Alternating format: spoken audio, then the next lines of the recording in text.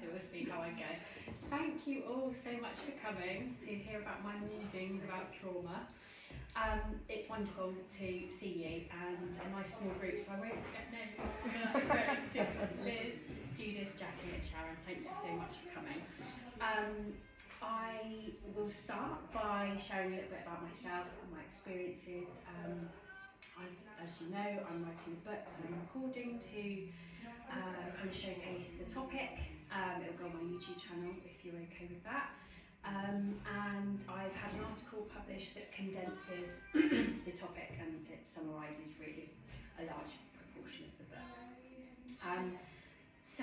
My name's Stella Grace. I have been working in the holistic field for 7-ish years, doing Reiki, astrology, aromatherapy and tarot. And prior to that, I was working with young people for 15 years, in 10 of which specialised in drug and alcohol settings.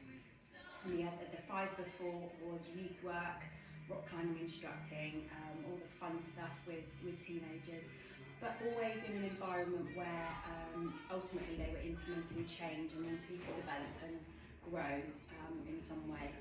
And certainly the drug and alcohol years in those services were very much about supporting them, because it was the young offenders actually in those 10 years, supporting them to hopefully implement change, to value themselves enough to want to move forward.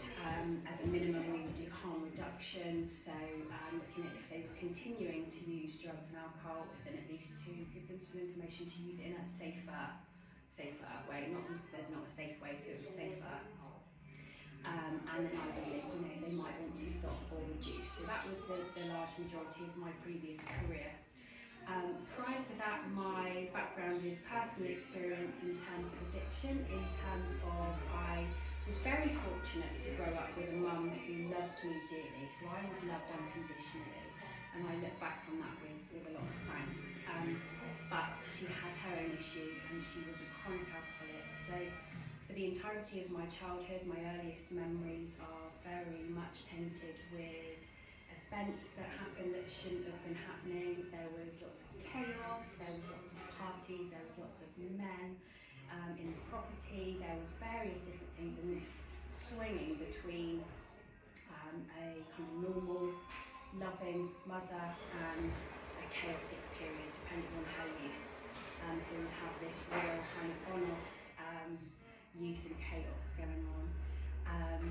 There was a large deal of time that was spent sort of caring for her, although I didn't realise that was what I was doing at the time, but emotionally, as well as sometimes physically picking up the pieces or finding things that had been lost, or trying to find keys to get in the house. Various things of a caring kind of role I didn't see as caring for a long, long time. So there was that energy of that, holding. So that was quite a large part of that experience as well. And then of course the neglect and the rejection side of things, when you're living in a house where you're kind of, second, if you like, to what's kind of going on in the party scene, or just intoxicated, just incapacitated to be able to care for me effectively. So very much had a strong understanding of that world being difficult in terms of not only the day-to-day difficult, but difficult in terms of holding that, not wanting to speak out about, not wanting to go against your caregiver, the person that you love very much, your adult. You feel like you would be mistrusting, that you would break that trust. The loyalty. Yeah, thank you. So there was all of that. But as a teenager, I knew very strongly and very clearly, when I was asked that question at school, what do you want to do? And I knew, and I didn't tell them the whole truth, so I said, I want to help other people in terms of being a counsellor. What I was thinking was, I want to help other people who are going through the same thing that I'm going through at home. And that's where it sparked the interest about working with young people. It hasn't all been plain sailing, so from that point to there I didn't go, oh yeah, here we are, it's great. I had my own issues with drug and alcohol, periods where that would be hazardous and harmful, and it was very much much about self-worth and not just what I'd seen, but also managing my own feelings around it, was self-medicating, and so there was that aspect that was going on. But I did go into my career quite early, so from 19 I went into this world of working with young people with drug and alcohol issues. Well, it started with youth work, but then from there.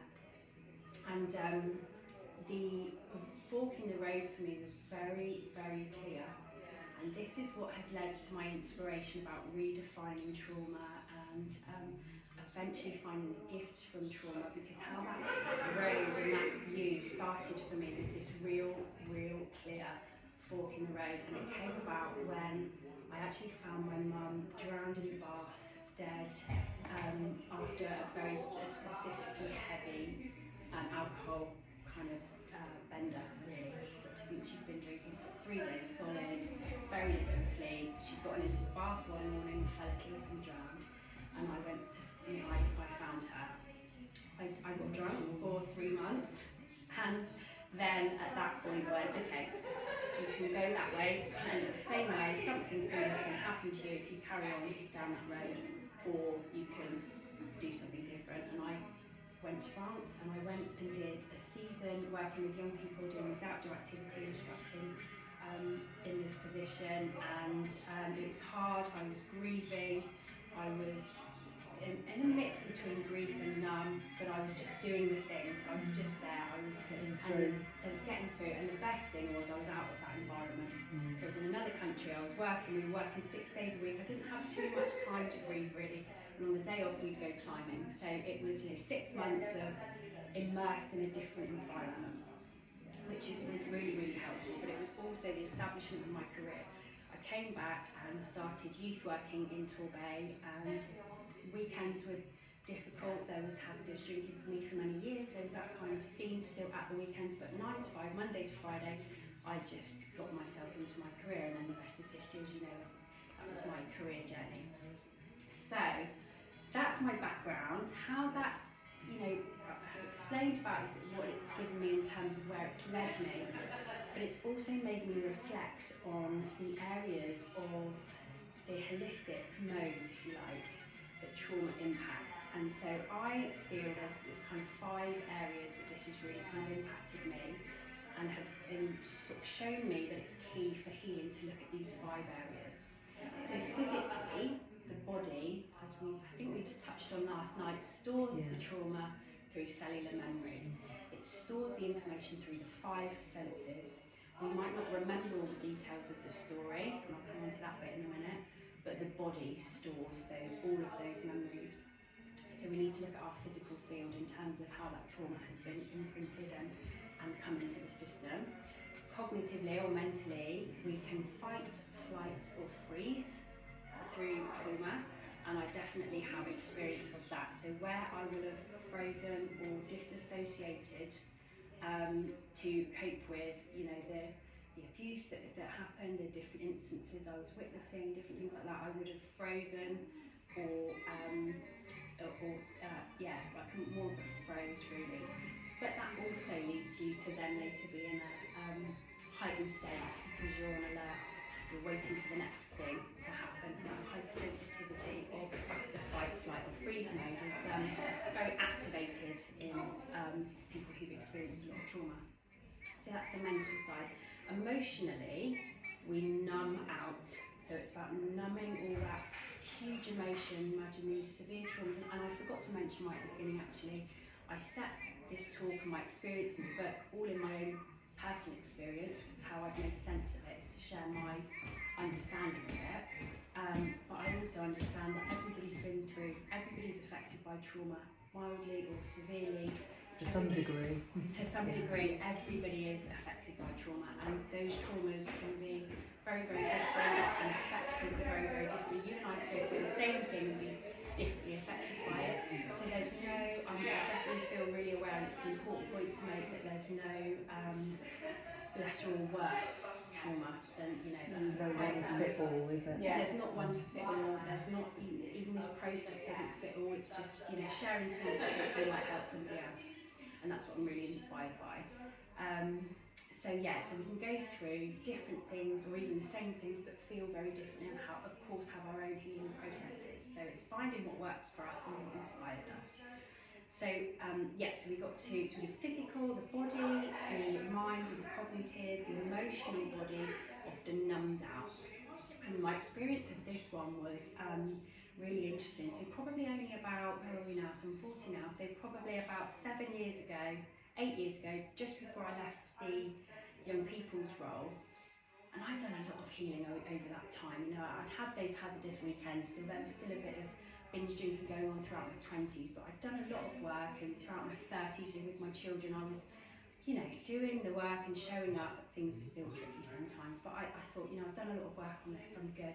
And I was chatting with a colleague, and he said to me, we sort of chatted a bit more regularly, so I started telling him a bit about my background. Wasn't something I really spoke about generally unless I, you know, spent a bit of time with someone. So I was talking to him, we got chatting one day. There was no one else in the office, which was unusual, and we got talking about our childhoods, and I told him the story in the nutshell I've just told you. And I said, so when I found you in the bath, yeah, it was a bit of a shock. And he looked at me and he went, Stella, it was a bit of a shock. You're joking me? And I was like, wow, I'm still numb. Sometimes I'm still numbing. That, you know, that huge emotion, that huge emotional response. So why I'm sharing that with you is because it's really easy for us to desensitise to the horror that we've been through. There were jokes I've made before in counselling about, oh yeah, I had to, you know, put out the sofa that mum had set on fire with her cigarette and call the fire brigade, and this counsellor was like, the horror that you've been through, and I was kind of making a joke out of it because it was normal to me, and it was also part of my process to desensitise from that. So I'm really aware of these 5 areas to me about bringing back to life the parts that you suppress or numb or disassociate from. So that's the emotional. And then we've got the spiritual. For me, that was kind of evidenced and later kind of came into my awareness by the soul. I felt my soul leave my body. I didn't articulate that at the time, but probably about 5 years ago, I started to go back in through the bodily indicators. So the first one I mentioned, where we store the trauma, I started to notice my reoccurring groin pain. I went back through meditation and realised some events that had gone on, some abuse that had gone on throughout physicality. So that led me to be aware that my soul had left in those instances of abuse, because I couldn't physically, for survival, stay present in my body and my spirit in my body, and my mind in my body. I couldn't stay there through not feeling safe enough. So the spirit left. Later, again, what has been really apparent is that with that regular access, now this is down the line, I found that one of the gifts of that, which I know sounds quite bizarre because it's coming from a place of extreme trauma, but what happened was where I was getting comfortable visiting other realms, I found one of the gifts from that. Wouldn't choose to go through the trauma again necessarily, but the learning from it has been that I've had connection with other realms. So I've been able to be quite comfortable in accessing, downloading information and connecting in with guides, connecting in with my intuition. I haven't always listened to it, that's been a process and a practice. But I've definitely been comfortable in visiting other realms, and later realised that there's, you know, astral travel and those kind of things are happening. So that was the spiritual element. The fifth one, which is to me just as important as all the others because we're a part of it, is the collective consciousness. So we're a part of it, so we're looking at our personal healing and our own individual healing, but that also feeds into the collective, as does the collective feed into us. So this is about, you guys will have heard about, you know, energy is proven, we can measure it and access it now in terms of the physicality of it, if you like, with the Schumann resonance and with curling photography, and there's all these beautiful pieces of work that have been around for some time that measure energy, basically. And so we know that when we're low, that will ripple effect out, and when we're in a high vibration, that also ripple effect out. And not in terms of a sense of shame if we're having an off day, and we're humans and we're going to go up and down, but to work on our own frequency also works on the whole collective consciousness. And the same with vice versa, you know, we're affected by things that happen out there, by atrocities, by wars, by the weather, by all sorts. So we're doing this kind of global network of dance really with collective consciousness. And it was in that reflection, or it's been in that reflection, that I'm writing about some of the interesting facets about that, and some of the information that's been downloaded to me through my guides are around how we are using our energy to grow and heal and to evolve. Because ultimately, for me, one of my biggest purposes, I feel, is to inspire the collective to evolve.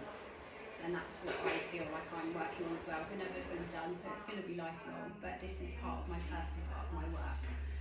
And so one of the things that was shared to me around this collective energy was that memory, we currently use it as a tool. The majority, we use it as a tool for creation rather than as a tool of evolution, which is what it's, designed for in a higher sense, designed for in a moving on sense. So we often use memory to avoid things, or to, because again, thinking about those 5 areas and those responses we have to keep ourselves safe and to avoid further pain, we can use memory to avoid things or to bring in more of things.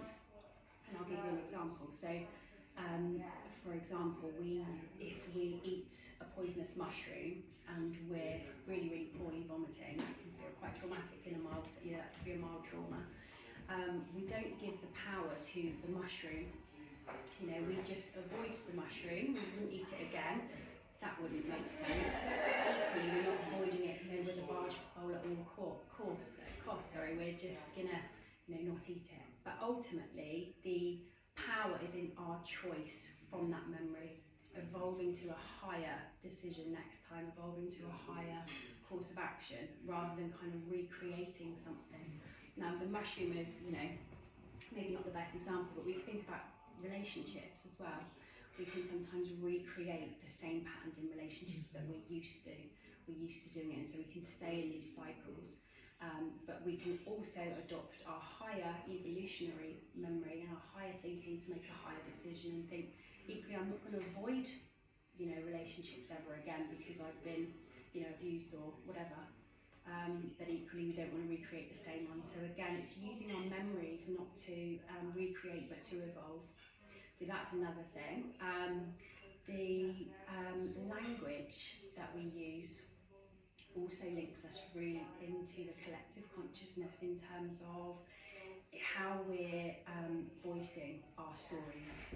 So if we're saying, a very simple way to describe it, how this was shown to me is, if we're thinking and voicing it in terms of still being a victim, we're actually connecting into all of the unhealed energy of the collective. So we don't just say, I'm a victim of sexual abuse, I am a victim of rape. Yes, you might be, and it's not to discredit that or deny that or not talk about that, or because the empowerment comes from connecting in with people that can support you on those issues if you've been through that. And the healing can start from connecting with others, the sense of belonging. The mind needs to make sense of it, the mind needs to make sense of it by labelling it. So we start there, but if we stay there, we're connecting into the entire race of the collective consciousness that is unhealed, because the weight of that frequency, if we stay in that victim state. So it's about, going from a place of connection and connecting in with that issue to then how can we evolve. Trauma, really, if we think about trauma as a crux of it, if you like, is a definition for the shock state rather than defining us. So trauma is, the explanation of trauma is about explaining what we went through, but it's not who we are. And that's become really clear to me in this. And that jump on from being in the trauma or even in our disassociated, we could be stuck in different ways, either through not looking at it, disassociated from it, and then the other extreme in it and feeling trauma, still feeling traumatized, still feeling as a victim. And so it's also about looking at some of the tools to help us kind of move forward from those kind of states. to shift from the shock state or the affected state, and to move forwards and be evolving and making the most out of our lives, and how much we can then develop on in our lives. So we've got Sharon helped me with this actually. We touched on this a while ago, and there's an acronym, TANGO, and this is one of the oracle cards that is in the book, and it's about identifying the trauma. So although we're moving on from it, and we're going to find the gifts from it, and we're going to evolve, we're not denying or discrediting our pain either. So we're going to start by looking at the trauma. Where does it feel in our body? Now this is, if we think of those 5 modes, those holistic modes of how trauma's affected us, one great place to start is in the body, and where can you feel it? Whereabouts? It might be that you've got a niggle. I'm going to change the end. So we've got the trauma, identifying what happened, identifying the story, if you know it, if you remember it. Affected area, where is affected? Can you feel a niggle? Have you got a pain? Is there an anxious thought? Because it might just not be physical. The physical might be the first one, but where might you be repeating a pattern of feeling depressed, or feeling anxious going out, or feeling anxious in a new relationship? Or where are those niggles keep presenting themselves to you, pointing for your attention, or kind of poking you? And then we've got goals. Now this one links into tools as well. Where does the niggle want to be addressed? So with the goals and the tools, it's about what can you want doing it to work, to gift that trauma, to gift that niggle. Does it need self-care? Does it need a healing session? Does it need swimming in the sea? Does it need meditation? And this is where we can start looking at what that niggle is vying for your attention for. Because if left unchecked, and if left unloved really, then it's just going to keep rattling around in there and not supporting us to move forward. And then options, the last one is options. Then we have the choices that we make moving forward. How do we want to implement more wisdom from what we've learned, what we've looked at? Do we need to go back and do some more healing? Do we need some time on our own? What is it that we're needing before we can then move forward with our options? So I think that's the majority of the talk really, as an overview. Has anyone got any questions? I'd like to ask you, as a therapist, how, presumably when you see a client privately, do you work through those 5 points, or do you address one of them and carry that forward to another session, or how do you normally work with that? It's normally different with every person, every time it's different in terms of some people will really present with a physical thing or a mental. So it really depends on the person, but yes, absolutely, you have conversations about all of them because it always is all relevant to all of them. I always see that it's, even if there's not a symptom, say as astral travel for example, mine might be a bit extreme, it might not be, but say that's not everyone's experience. No. There's normally a whole picture somehow, but normally a couple things, normally mind and body will be the ones highlighted most, mind, body and emotion. And then you go into the others. And then we go into the others there. Which will give clarity. Reiki's been a really lovely foundation for that because it is energy work, but I don't believe it's the only tool. Just our awareness. Yeah, for sure. Of the energy of it. That's great. Thank you. No worries. Yeah. I don't know, look at you. Any questions? Well, I'd like to know how old your mother was. When she passed 46. Very, very young. So I was 19, she was 46. So very young. Very, very young. We actually had, it might not sound bizarre to you, we actually have a better relationship now. Yeah, I understand that. Yeah. So that's been really, it's been and an understanding. Yeah. Because she had obviously her traumas to become alcoholic anyway. And I was so angry for such a long time before I could, that was my process. I was definitely angry for a long time, and I didn't always remember the unconditional love because of that those traumas. So that was something else that's I feel been gifted to me lately. Remembering the unconditional love, and sometimes I'll get out the photos and I can see, you know, and it's a mixed bag because the deterioration of somebody chronic alcoholic and you know, or I guess the same as someone who's poorly, or you know, that deterioration process is really, really challenging to see, and that's sometimes challenging in the photos, but what's always present is the unconditional love. So that was, you know, a lovely gift to remember. And how old was she when she started to become alcoholic? I would say before I was born. Okay. So you had it for always remember. Yeah, always. There were instances of things like, for example, we'd been out in the pub and I would, you know, be trying to pick her stuff up, and we'd get home and we couldn't get in with the key, and so I'd have to go to the neighbour's house, and there was one incident on Christmas Eve and had to stay somewhere else. And so it changed your childhood, didn't it? You weren't the child. No, I wasn't. You were the adult. Yeah. For many, many years. This has been my connection. And the responsible one. Yeah, the responsible one. And all through the years of working with kids with drug and alcohol issues, again, it's been later on, in more recent years of hindsight, realising I was healing myself through those years of working with them. I never told them my story. It wasn't appropriate, and I didn't need to. I was just helping them. But you were I was healing myself as well, absolutely, through helping them. They were helping me. It was definitely a two-way thing. So that was really interesting. How has your childhood affected how you're bringing up your children? Yeah, absolutely. It's definitely had an impact in terms of, you know, I'm probably quite hypersensitive to wanting it to be amazing, wanting it to be perfect, and of course I'm not perfect. I lose it. And it can't be. And I think probably the biggest thing to answer your question is I put more pressure on myself, or I have put more pressure on myself to do it extra. I want the childhood to be ace. I want it to be fun. I want it to be so different to what I had, and of course it is so different to what I had. So I think that's probably the biggest thing. But what positives from your experience do they get from you?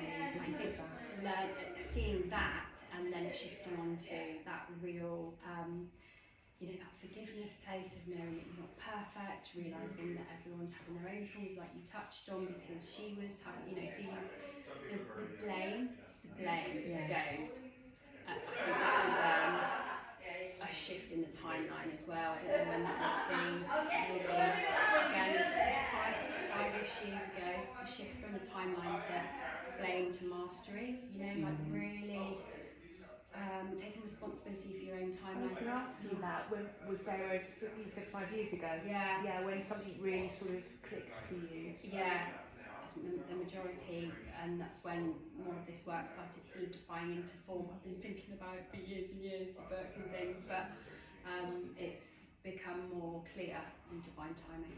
You go into a place of acceptance then, don't you? Yeah. It is what it is. Yeah, you do, and then things relax a bit, actually, and I think that's probably the impact on parenting as well. I'm not always relaxed, that's not what I mean, I wish, but it's, you start to look at the world with more forgiveness. That blame to mastery shift has been really key, and all areas of life. The dust settles, and one starts to see things clearly. I mean, I can't speak to your experiences, but it does feel as if everything lands, and there's a stillness where there used to be highs and lows. Yeah. Does that make sense? Yeah, absolutely. Yeah. Different state of being somehow. Yeah. And I think then thinking about the 5 areas, there's different, there's less niggling issues because you've kind of reached a place of healing. Other things might trigger it, and other life events will happen because it's obviously cyclical always. But you do reach a point, I think, with your own healing journey where, you know, such a huge majority of acceptance is the real key, isn't it? And I think once you reach that point, that's a huge turning point. It's not that things aren't going to hurt again, but it's a huge, I agree, that those generally the niggles then settle. And you can, makes perfect sense. and you can see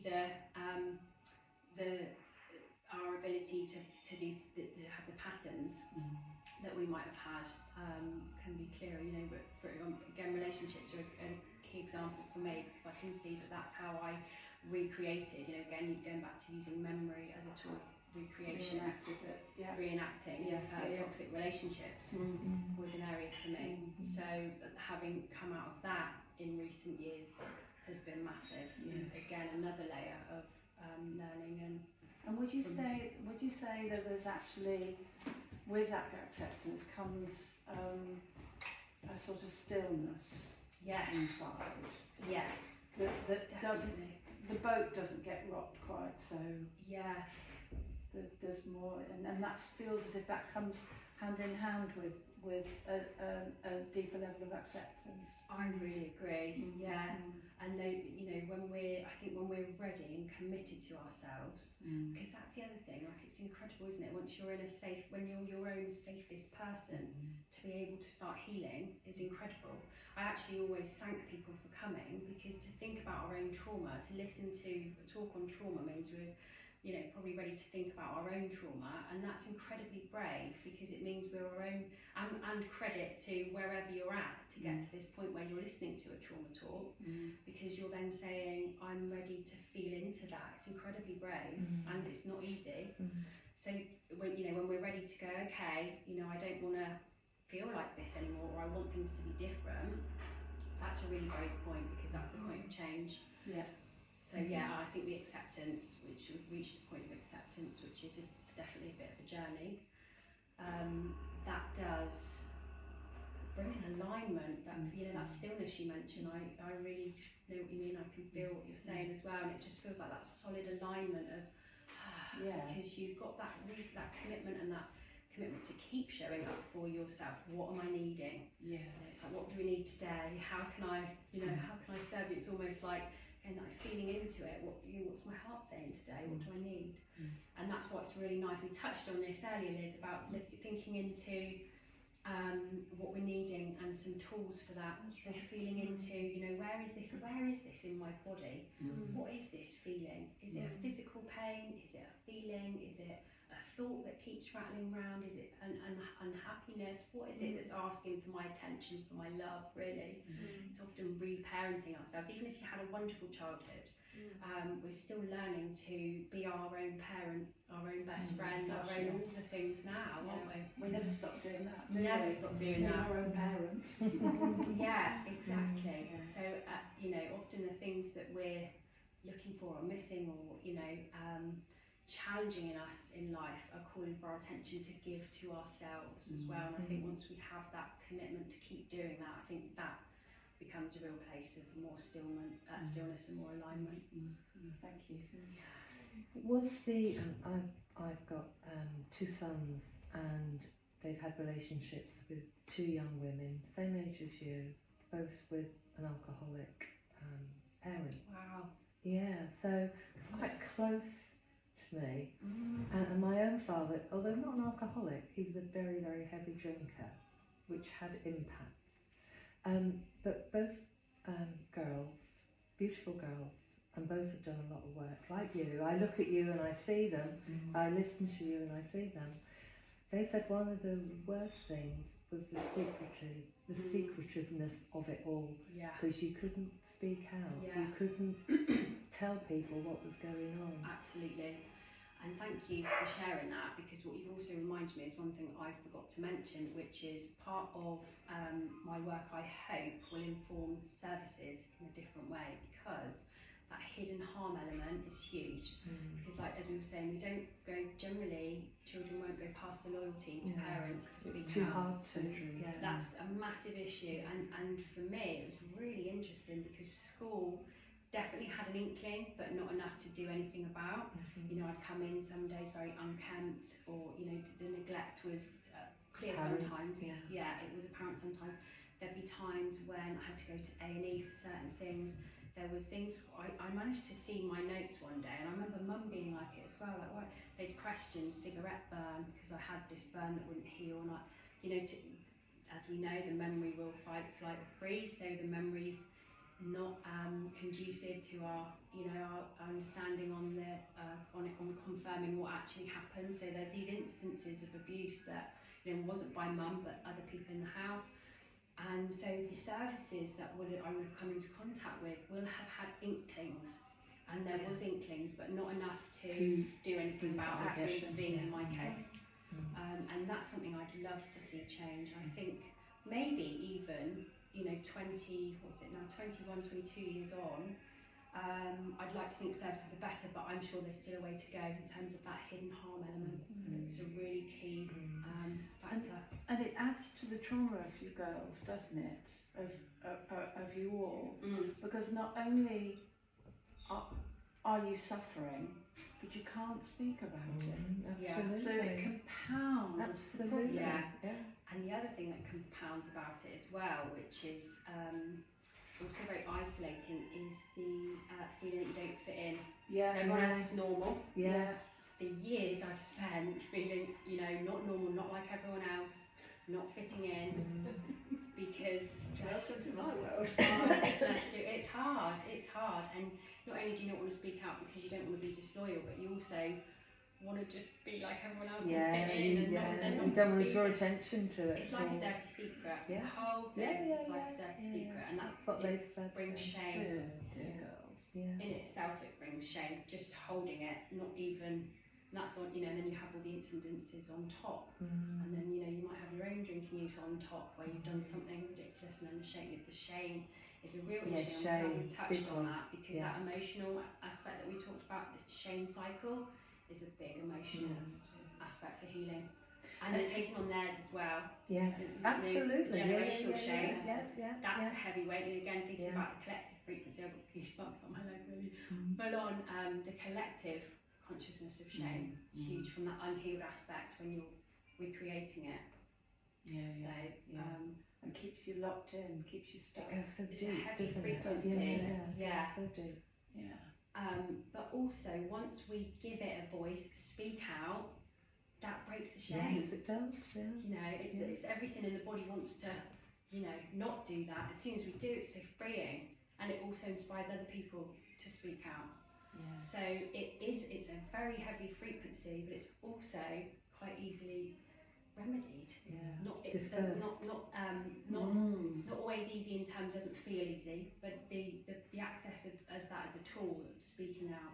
And there's a lovely TED talk I really love that says the title is "The opposite of addiction is not sobriety, it's connection." Oh, how interesting. Yeah, and I love that because it's about how we connect with others. That's what it is. It's that talking, it's that connection, it's that feeling supported together, a network. That's what remedies, and that's linked to the speaking out about things as well. But then judgment comes into it too, doesn't it? That's a big one, as well as shame. What will people think? Oh, huge. Will people judge me? Will people think that I'm like my mother? Yeah, massive. And that's where, we're kind of really reaching for our, not only our courage, but our other tools of, that's where I'm just thinking of the other oracle cards now that are linked to the book where, if they're not your tribe, it's going back to frequency, going back to, and then that's been a huge journey as well. Not everyone's going to like us. That can feel, as a recovering people pleaser and wanting to fit in with everyone, that's been huge, and I think that's a common one for many of us as well. We all have it. Absolutely. So it's an interesting one. So the connection, again, is a good example, and how that I think it's Joe somebody wrote that TED talk. I referenced it in my article, but he's fantastic. So the opposite of addiction is not sobriety, it's connection, and that's about that sense of belonging and feeling connected not only to others but to oneself. And that's really huge because that's that's a disassociation thing, and also why people drink or do it transfers as well to why we do anything distracting, really. While we're scrolling on our phones all day or half the night or whatever, because we don't feel connected to ourselves and or somebody else. So it's looking at these things again for tools for the purpose of evolving. We want to, bring in a sense of connection. That was a really lovely word last night as well, isn't it? When we were talking around the table, connection. So that's definitely there. And I think in that, the connection is also showing us how initially we might, when you said about speaking out, about these things and the shame. We want to talk out about it, but equally we don't want to stay there. Yeah. So that initial connection and talking out, but then we move on from there, because if we stay in the talking about it and in the story of it for too long, then we become the that victim of it. Yeah, Yes. we live it. Yes. Yeah. So initially we want to make sense of it. Initially the mind needs to understand it. We need to connect and we need to Acknowledge it. And that is a somewhere key different, part. isn't it? Yeah, a key part of the process. And this is what I'm sort of processing as I go through the book. There's sort of almost these steps. Yes. And tango is sort of the start of that really, but it's Yes. it's some other work around that. Yeah. Yes. You talk about connectedness, and you're connecting so much more. Can you manage? Yeah. Well, not so you've got a brilliant opportunity to connect on your radio as a radio presenter. Yes. Yeah. So Yeah. how is that? Really- How has that been for you?